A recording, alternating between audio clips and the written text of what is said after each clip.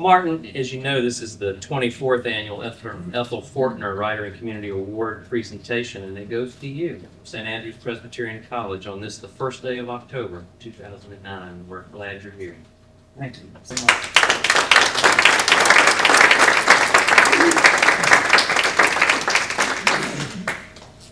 You know, one of the things I've enjoyed is when people say, well, I wish I were a writer like you, because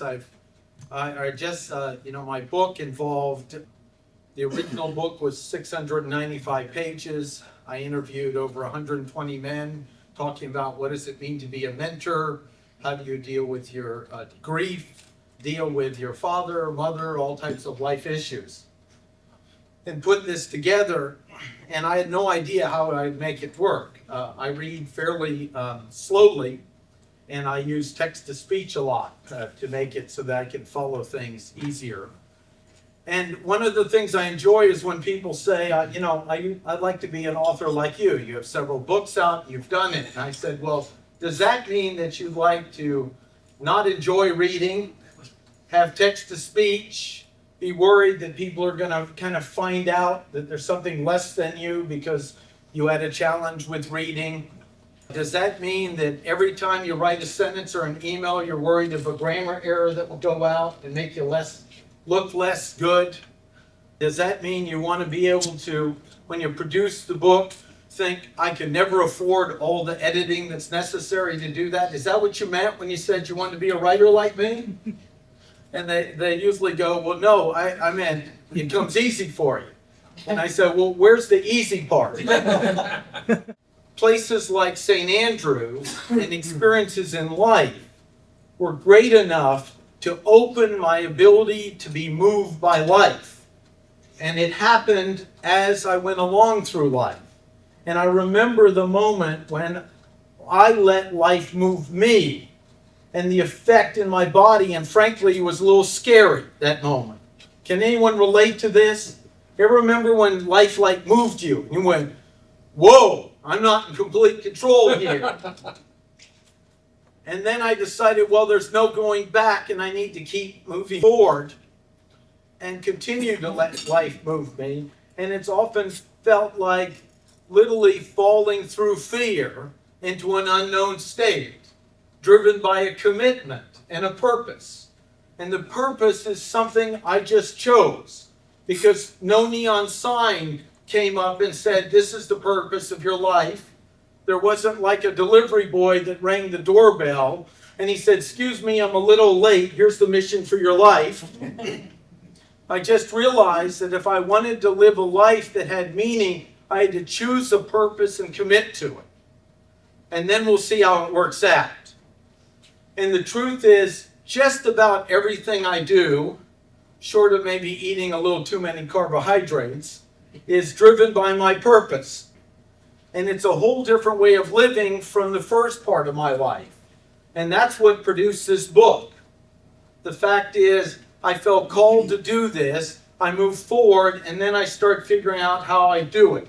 One of the stories with this is, there was a guy online, and he was kind of annoying me. And I said, well, gosh, you live in Durham, let's meet for coffee. And we sat down and met, and he was an Anglican priest. And he did some appraisals of things. And his name's John Sharp. And I said to him, John, I'm doing this book. I don't know, I'm trying to work it out. And he says, well, what are the challenges? I said, the challenge is I need an editor. And I want it to be in my voice, and I don't know how to do it because my first drafts don't sound much like my voice because of the air rate in them. John said, I get what you're up to. I'd like to do it for you. And I said, well, I'll trade out coaching, to do it. He said, no, I'd like to do it for you. And after several times of trying to give back to him, I realized that the gift was letting him contribute to me in the mission and get out of the way and appreciate it. Part of the gift of my life is learning to allow others to contribute to me and also find ways to contribute to them, because the real gift is that dance of back and forth. If all I'm doing is giving, there's something selfish about it, where there's no room for you to contribute to me. And what John did is he showed me another level of that with the book. And without it, I really, the resource to produce at the time, a 395-page book, edited at the level, was just outside my means. So he helped edit it. And I remember hearing the words because he would send it back and then I'd listen and I'd go, that's me, and it's grammatically sound. St. Andrews is a smaller school that lets a number of us really blossom in the world. I mean, I got into St. Andrews because of an essay I wrote, because my SATs in reading were a little too low to get into another school.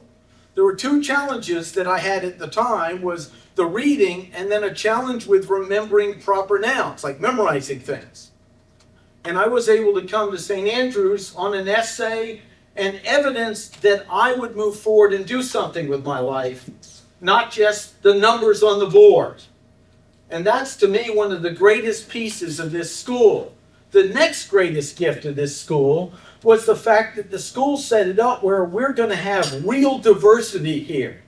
We're not just going to have diversity in color and race, we're going to have diversity in ability to move around. And the high number of students in wheelchairs was an extraordinary opportunity to be around. Because then, what it got is I learned how to interact with people. One of the things I remember in St. Andrews was realizing, wow, I thought like anyone who had some challenge in life was some spiritual being. And I realized, some people are jerks in wheelchairs just like us. And others are extraordinary beings. And that was a real breakthrough. Yeah. Another breakthrough that occurred with that was my dear friend Larry Smith, who came here. I don't know if you remember it, some of the teachers, he had that handmade crutch. He was from West Virginia. He's passed on. But I remember the moment he said we were real friends. We were going to a door, and he was struggling to open it in Raleigh. He had visited me after college. And a guy tried to reach around and open it, and I almost knocked that guy off the porch. And I said, Larry can do it. Don't help him. And Larry, in his struggling way, opened that door and went through. And he said, that's when I knew you were really my friend. So that's what's available in this school in St. Andrews. And that's what created an environment that launched me into the world to not only want to accomplish things, but keep my heart open, at great risk sometimes, and keep leaning into the future, and keep leaning into the fear, and keep leaning into the criticism. And my wife, my dear wife, Barbara, is so sweet. She goes, I'll come home and someone will say something really awful about what I've done or criticize it or go, and she'll go, Martin, they think you're bulletproof. They forget inside there's a softer part to you. And then I go back to my commitment and move forward. So I want to thank St. Andrews for so much it's given to me. And then to get this award at this time in my life is extraordinary. So I want to thank the teachers here, Ron, and remember, we're up to something much bigger than this place here. We're creating an environment, and we want to keep calling the students forward and demanding more of them and say, okay, you have that challenge, so what are you going to do with it? What are you going to make of your life? And how are you going to work around it? And how are you going to see the gold in that challenge and turn it into the gold it is and bring it out into the world? So that's what St. Andrews means to me. Probably good I didn't write a speech. I'll talk. Thank you very much.